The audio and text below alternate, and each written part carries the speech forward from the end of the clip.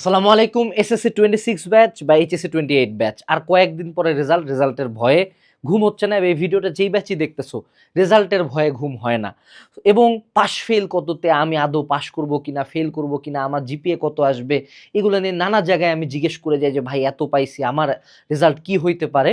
So এরকম question আর কোনো কমেন্টে করতে হবে না। এই ভিডিওটা যদি পুরাপুরি দেখতে পারো, আমি অনলাইনে সবচেয়ে ডিটেল একদম লিটারালি উদাহরণ দিয়ে একটা স্টুডেন্ট কত কত পাইতে পারে, কিভাবে তুমি তোমার রেজাল্টটা বাসায় বসে নিজে ক্যালকুলেট করে নিজের মাথাটাকে ঠান্ডা রাখবা, এবং রেজাল্ট যদি অ্যাকচুয়ালি খারাপও হয়ে যায় সেটাকে কিভাবে হ্যান্ডেল করবা, সব কিছু এই ভিডিওতে আমি একদম তোমাকে লাইভ ক্যালকুলেশন করে দেখাবো। ঠিক আছে? সো মনোযোগ সহকারে আমাকে কিছু সময় দিবা, 5 থেকে 10 মিনিট, তোমার পুরা প্রবলেমটা আমি সলভ করে দিচ্ছি। ঠিক আছে? সো চলো আমরা শুরু করি। সো আজকের ভিডিওটা টাইটেল কি, যে how to calculate your SSC GPA. Okay, তুমি তোমার জিপিএ কিভাবে বাসায় বসে ক্যালকুলেট করবা। প্রথমে আমরা একটা টপিক নিয়ে কথা বলি, চলো আমরা একটু পাস ফেল নিয়ে আলাপ করি। সো তুমি এখানে জিপিএ চার্ট দেখতে পাচ্ছ যে 80 থেকে 100 এ প্লাস বা 5 পয়েন্ট, 70 থেকে 90 এ, 60 থেকে 69 এ মাইনাস, 50 থেকে 59 বি, 40 থেকে 49 সি, 33 থেকে 39 ডি, 33-এর নিচে হইলো ভাইয়া ফেল। অর্থাৎ পাস করতে গেলে তোমাকে 33% মার্ক পাইতে হয়। এখন এই 33%-এর ক্ষেত্রে আবার ফেলাসি আছে। 33%-এর কাহিনীটা হলো ভাইয়া যে এটাতে আমাকে এমসিকিউতে সেপারেটলি পাস করার লাগে, সিকিউতে সেপারেটলি পাস করার লাগে। এমসিকিউ এন্ড সিকিউতে আলাদা আলাদা পাস, নট একসাথে পাস, একসাথে মার্ক করে না, একসাথে 33 না। এখন এখানে আরেকটা বড় ব্যাপার, যদি একটাতে ফেল করি আমরা, এমসিকিউ সিকিউ যে কোনো একটাতে, তাইলে আমার দুইটা মিলাই টোটাল আলটিমেটলি ফেল চলে আসবে। আবার আরও একটা ব্যাপার হলো, এই একটা ফেল হলো ওয়ান পেপারে যদি আমরা ফেল করি, সাপোজ তুমি বাংলার তো দুইটা পেপার মিলায়, সো সেকেন্ড পেপারে ফেল আসছে মানে টোটালটাই fail. So one paper fail equals to হলো বোথ ফেল।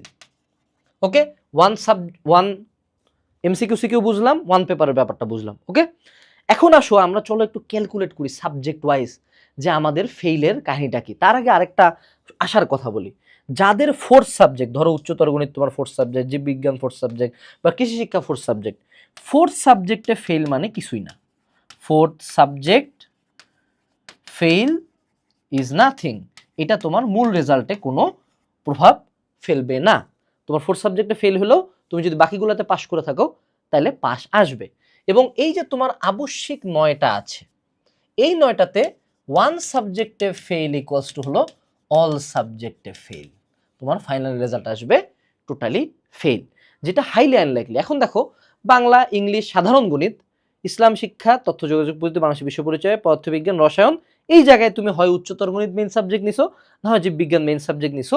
সো এই 9টা যে কোনো একটাতে যদি ফেল করো বাবা, তাইলে টোটাল ফেল আসবে। এখন চলো আমরা ইন্ডিভিজুয়ালি সাবজেক্ট ওয়াইজ একটু পাস ফেলের ব্যাপারটা জানা নেই। সাপোজ ধরো বাংলাতে আমার কি 30 মার্ক হলো এমসিকিউতে, সিকিউতে হলো 70 মার্ক। সো 30-এর 33%, চলো আমরা হিসাব করি, আমরা একদম মানে লাইভ ক্যালকুলেটর আনি আমরা এখানে হিসাব করব। চলো আমরা আমাদের ক্যালকুলেটরে চলে যাব, ক্যালকুলেটরে চলে যাই, হিস্ট্রিতে যাই। দেখো বাংলাতে আমাদের হইল গিয়া, ক্লিয়ার দিয়ে দেই, সি, 30-এর মধ্যে 33 ডিভাইডেড বাই 100, অর্থাৎ আমাদের যদি এইখানে আমি 9.9 পেয়ে থাকি এমসিকিউতে, তাইলে আমার বাংলা এমসিকিউতে আমার পাস। 9.9, অনেক ক্ষেত্রে 9 পাইলেই বোর্ড চেষ্টা করে তোমাকে পাস করে দেওয়ানোর। এবং ধরো কারো 8 আসছে, মনে আশা রাখবা যে 1 মার্ক বিভিন্ন কোশ্চেন, বোর্ডের কোশ্চেনে ভুল টুল থাকে, বোনাস দিয়ে দেয়। 70-এর মধ্যে আমার 7টা সৃজনশীলের মধ্যে কত পাইতে লাগে, 70 into 30, sorry 70 into 33 divided by 100। এই যে দেখো আমার 23.1, 23.1 পাইলে আমার সিকিউতেও পাস হয়ে গেল বাংলাতে। মজার ব্যাপারটা দেখছো, এই বাংলা যা, ওই বিজিএসও তা, ওই ইসলামও তা, এক্স্যাক্ট সেম জিনিস। সো যদি তুমি দুইটা মিলাই তো আসলে হিসাব করি না, সেপারেটলি একটাতে যদি 23-এর উপরে পায়ে থাকার, ওটাতে যদি 9টার মতো এমসিকিউ পারে আসো, তোমার পাস হয়ে যায়। আমার মনে হয় এইটুকু সবাই পারছে। এখন চলো আমরা ইংলিশের ব্যাপারটা দেখি। ইংলিশের তো কোনো এমসিকিউ সিকিউ নাই, ওটাতে তুমি যদি 33+ পায়ে থাকো, first part and second part মিলায়, তাহলে কিন্তু তোমার পাস। সেকেন্ড পার্ট মিলায় না, দুইটাতে আলাদা আলাদা করে, মানে ফার্স্ট পার্টেও 33 পাইছো, সেকেন্ড পার্টেও 33 পাইছো, তাহলে তোমার কিন্তু পাস হয়ে গেল। এখন চলো আমরা ফিজিক্স, কেমিস্ট্রি, ম্যাথ, বায়োলজি, তারপর হলো হায়ার ম্যাথ, এগুলার ক্ষেত্রে একটু হিসাবটা করে ফেলি। এগুলার ক্ষেত্রে কি করা হয় বলো দেখি। এগুলার ক্ষেত্রে আমাদের সিকিউ হলো 50 মার্কের, এমসিকিউ হলো 25 মার্কের, আর 25 মার্কের প্র্যাকটিক্যাল। এখন প্র্যাকটিক্যাল নিয়ে একটা বাস্তবতা বলি। প্র্যাকটিক্যালের বাস্তবতা হলো বাবা, তুমি যদি প্র্যাকটিক্যাল অ্যাটেন্ড করে থাকো, মানে জাস্ট সত্য হলো attended, majority of the time তোমাকে 20 থেকে 25 দিবে। তো প্র্যাকটিক্যালের পাস নিয়ে ইনশাল্লাহ কোনো চিন্তা করতে হবে না। তুমি যদি সেন্টারে উপস্থিত হয়ে থাকো প্র্যাকটিক্যালের দিন, তোমার পাস ইনশাল্লাহ হয়ে গেছে। এই জায়গায় কি ইস্যু হবে, 50-এর মধ্যে চলো আমরা 50 ইন্টু 33, 50 ইন্টু 33 ডিভাইডেড বাই 100, 16.5 পাওয়ার লাগে। এমসিকিউতে 25-এর মধ্যে পাওয়ার লাগে হলো 25 ইন্টু 33 ডিভাইডেড বাই 100, 8.25। সো এইটাতে যদি আমরা 16 উপরে পায়ে থাকি এবং ওখানে মোটামুটি 8টা এমসিকিউ যদি রাইট করে আসি, আমার বোর্ড আমাকে majority of the time pass করায় দিবে। সো যদি আমার এই সিনারিওগুলো চিন্তা করি, তোমার জন্য যে ভয়টা তুমি পাচ্ছ যে তুমি ফেল করবা, 99% কেসে ইউ ওন্ট ফেল। সো এটা নিয়ে চিন্তাই করিও না, ইনশাল্লাহ চিন্তাই করিও না। আর যদি ফেল করো কোনো সমস্যা নেই, তোমাকে লাল সালাম, পরের বার পরীক্ষা দিবা। এখন আসো যে আমরা চলো একটু জিপিএ হিসাব করা শিখি। হ্যাঁ, জিপিএ ক্যালকুলেট করি। এই নিয়ে তোমরা প্রতিবার কমেন্ট সেকশনে যা কান্দাকাটি করো, ভাইয়া আমি এত পাবো অত পাবো। সো প্রথমে আগে একটু তাকায় দেখো যে জিপিএ এর কিন্তু এখানে রেঞ্জ দেওয়া আছে, অর্থাৎ you don't have to get যে আমার 80 পাচ্ছি বা 85 পাচ্ছি, এক্স্যাক্ট নাম্বার তো প্রেডিক্ট করা যায় না। হইতে পারে তুমি মিলায় পায়ে গেছো, সাপোজ তুমি 62 মিলাই আসছে, তোমার দুইটা মিলায় আমার 62-র মতো নাম্বার আসতে পারে। তুমি এখানে for the benefit of doubt +-3 ধরে নিবা। এই মোটামুটি মার্জিন অফ এররটা এরকমই থাকে, +-3 মার্ক, 5 মার্কও হইতে পারে, বাট আমরা 3 ধরে নিব। সো এই স্টুডেন্টটা আমরা সবসময় হায়ার লিমিটটা ধরবো। হায়ার লিমিট কি, যে হ্যাঁ আমার মনে হয় 65-র আশপাশের মার্ক আসবে যে কোনো সাবজেক্টে। সো 65টা কোন রেঞ্জে পড়তেছে, এ মাইনাস রেঞ্জে পাচ্ছে, অর্থাৎ আমার ওই সাবজেক্টটাতে 3.5 আসার সম্ভাবনা অনেক বেশি। কিন্তু এটা শুধুমাত্র মহান আল্লাহ তাআলা জানেন যে তোমার কি আসবে। সো তুমি এই 3.5 ধরেই ক্যালকুলেশনটা করবা, যাতে তোমার মনে অ্যাটলিস্ট একটা শান্তি থাকে। সো আমরা এখন একটা মোটামুটি মিড ক্যালিবার একটা স্টুডেন্ট, একটা ধরো মিডিয়াম ক্যালিবার একটা স্টুডেন্টের রেজাল্ট দেখবো, একদম লো ক্যালিবার একটা স্টুডেন্টের রেজাল্ট দেখবো, আর একটা টপ ক্যালিবার স্টুডেন্টের রেজাল্ট দেখবো। ঠিক আছে, যে 3 ক্ষেত্রে আসলে জিপিএটা কেমনে আমরা হিসাব করব। সো মিড ক্যালিবার স্টুডেন্ট অর্থাৎ একদম যেটা হলো মানে অডিয়েন্সের 70% এই দলে, লো ক্যালিবার হলো 10% এই ধরে, এই 10% এই দলে। তো ভাইয়া বাকি 10% কই, বাকি 10% আমার কাছে আছে। ঠিক আছে, বাকি 10% কি করছে জানো, বাকি 10% হলো আমাদের এই যে সুন্দর মতো যে একাডেমিকটা অ্যাডমিশন কোর্সে ভর্তি হয়ে গেছে। তোমার রেজাল্ট ভালো হোক বা খারাপ হোক বাবা, তোমাকে এইচএসসি লাইফে কামব্যাক দিতেই হবে, যেই বিভাগ থেকে হোক। 5000+ স্টুডেন্টস রেজাল্ট নিয়ে একবার ক্যালকুলেশন করে নিজের পড়াশোনা শুরু করছে। সো রেজাল্ট ভালো হোক বা খারাপ হোক, কামব্যাক দিতে হবে এইচএসসিতে। দুইটার একটাও majority of the time changeable না। সো যারা এখনো একাডেমিকটা অ্যাডমিশন করছে, এনরোল করে নাই, এনরোল করে ফেলবা। আর পুরা এইচএসসি লাইফে কিন্তু তোমাকে পড়াশোনা করতে হবে, গাইডলাইন লাগবে, ফ্রি ক্লাস লাগবে, অনলাইনের বেস্ট গাইডলাইন, বেস্ট ক্লাসেস তুমি পাবা আমাদের হালকেনস্টাইন এইচএসসি চ্যানেলে। এতদিন ছিল স্কুল চ্যানেলে, এই এইচএসসি চ্যানেলটাতে সুন্দর মতো এখানে ক্লিক করে সাবস্ক্রাইব দিয়ে দিবা। ঠিক আছে, সো আমরা চলে যাই আমাদের ভিডিওতে। সো মিড ক্যালিবার স্টুডেন্টটার নর্মাল রেজাল্ট কি হয়, বাংলাতে মেজরিটি অফ দ্য টাইম স্যারেরা A+ দিয়ে দেয়, ইংলিশে সবাই প্লাস মিস করে, এটা কোয়াইট কমন একটা সিনিয়র। এই ছেলেটা ম্যাথ মোটামুটি ভালো পারে, জেনারেল ম্যাথে প্লাস তুলছে, ইসলাম শিক্ষা এর প্লাস দিচ্ছে, তথ্য যোগাযোগ প্রযুক্তিতে প্লাস মিস যায় না, বাবি পথেও সাধারণত প্লাস চলে আসে, পদার্থবিজ্ঞানে এই স্টুডেন্টটা আমার এ পায়ে বসে আছে, কেমিস্ট্রিতে ও A+ পাইছে, ও থিওরিতে খুব ভালো আর কি, ও ম্যাথটা একটু কম পারে।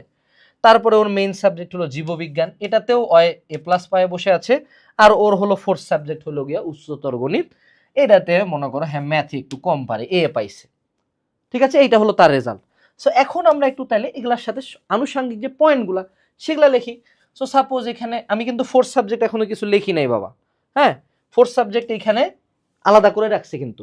সো আনুষঙ্গিক পয়েন্ট এখানে A+ মানে 5 পয়েন্ট, এ মানে হলো 4 পয়েন্ট, A+ মানে 5 পয়েন্ট, এই 5, আবার 5, আবার 5, আবার 4, আবার 5, 5, এখানে হলো 4। আমরা এই ফোর্থ সাবজেক্ট বাদে বাকিগুলো একটু যোগ দিয়ে দেখি তো। 5 4 9, 5 14, আর 5 19, আর 5 24, আর 5 29, আর 4 33, আর 5 38, আর 5 43, এই ছোয়ালটা আমার পায়ে গেছে 43 পয়েন্ট। এখন নর্মালি নিয়ম কি 9টা আবশ্যিক সাবজেক্ট, তাহলে 43কে আমি 9 দিয়ে ভাগ দিই। চলো আমার দেখি স্টুডেন্টের কত পয়েন্ট আসছে। 43 ডিভাইডেড বাই 9 চলে আসছে হলো 4.77, কিন্তু এই স্টুডেন্টটা 4.7 পাবে না, এ 5ই পায়ে বসে থাকবে। মনে রাখবা বাংলাদেশে গোল্ডেন এ প্লাস নামে কোনো রেজাল্ট নাই। যে গোল্ডেন এ প্লাস নিয়ে লাফাচ্ছে ওই বন্ধুর চেহারাটা খেয়াল রাখবা, এইচএসসি লাইফে হয় 100% ধরাটা খাওয়ার সম্ভাবনা অনেক বেশি। আর যদি কোনো দিন খায় ওকে খুঁজে গালিগালাজ করবা, ঠিক আছে? গোল্ডেন নামে কোনো রেজাল্ট নাই। 5 পয়েন্ট ইজ দ্য পিনাকল, মানে বেস্ট রেজাল্ট ইজ 5 পয়েন্ট। ওকে, এখন আসো 4.777 পাইছে সে, এটাই তো হওয়ার কথা। কিন্তু দেখো আমার এই সোনার ছেলের একটা কিন্তু ফোর্থ সাবজেক্ট আছে। এই ফোর্থ সাবজেক্টটাকে আমি বলি বাবা ইমার্জেন্সি ফান্ড।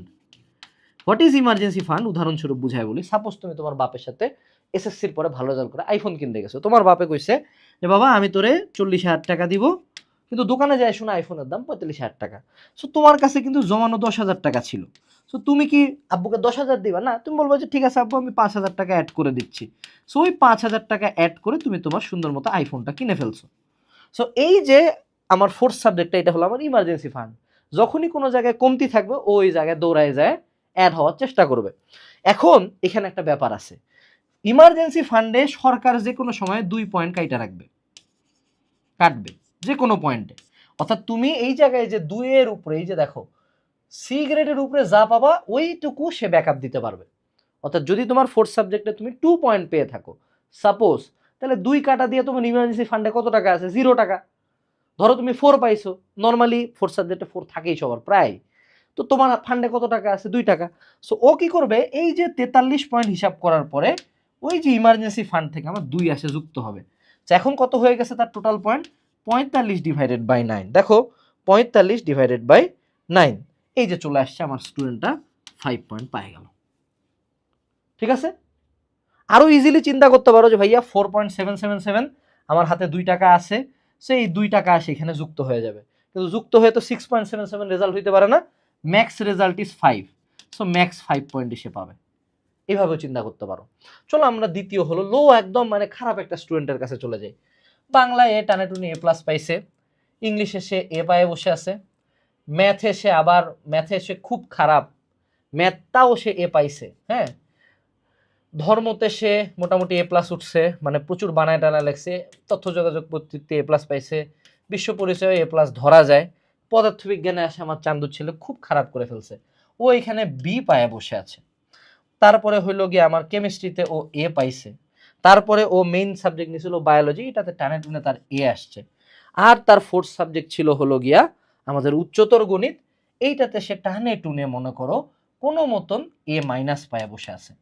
সো চলো আমরা একটা লো ক্যালিবার একদম মানে কোনো মতন ভাইয়া টিটিপি পাবলিকের রেজাল্টটা একটু হিসাব করি। চলো, এইখানে 5 পাইছে, 4 4 5 5 5, বি মানে কত দেখো দেখি 3, এ মানে কত দেখি 4 4, এ মাইনাস মানে কত বলো দেখি 3.5, তাই না? সো চলো আমরা যোগ দিই। 5 4 9, 9 4 13, 13 5 18, আর 5 23, 5 28, আর 3 31, আর 4 35, আর 4 39, আর 3.5, তার মানে 42.5 আসছে স্টুডেন্টের, 42.5।